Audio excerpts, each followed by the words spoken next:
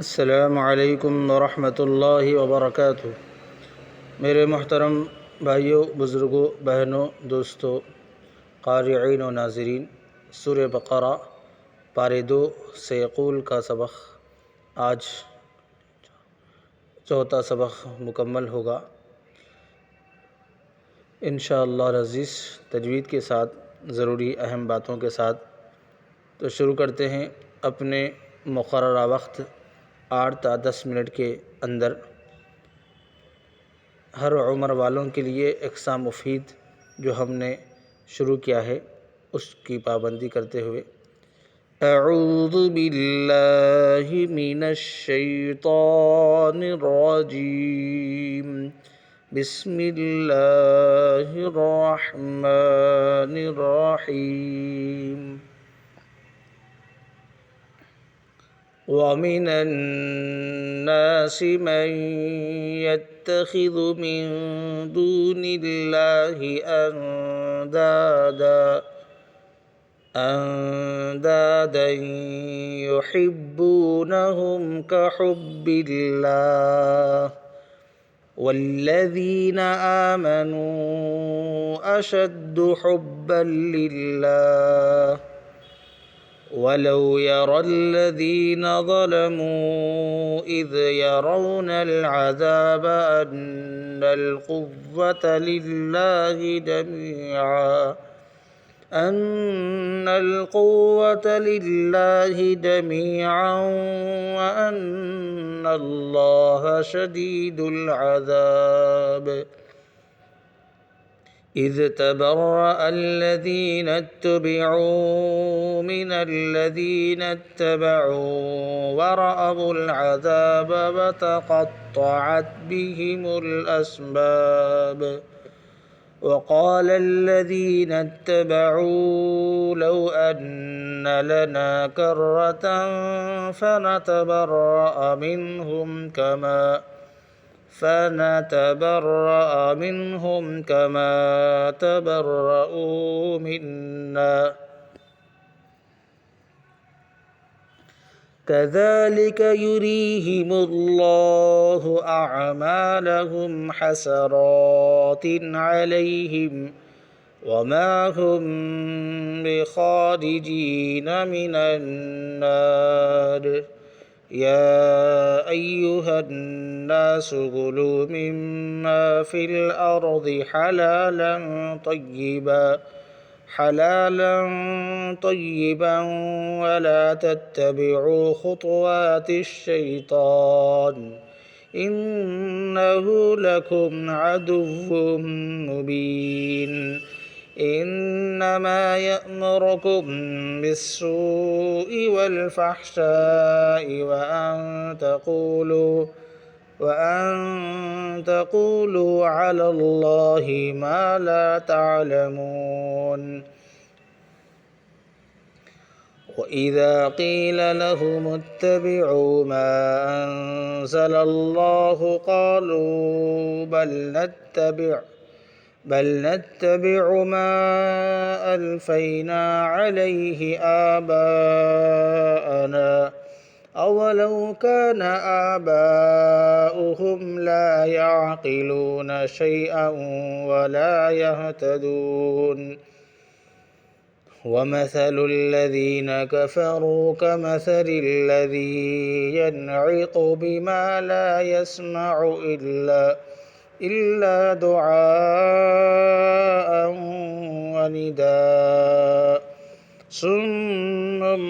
بكم عمي فهم لا يعقلون يا أيها الذين آمنوا كلوا من طيبات ما رزقناكم واشكروا لله إن كنتم إياه تعبدون।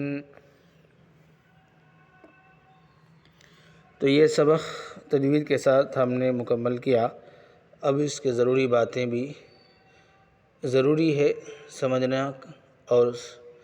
उसको याद रखना। तो इस सबक़ में तजवीद की जो ज़रूरी बातें हैं वो सबसे पहले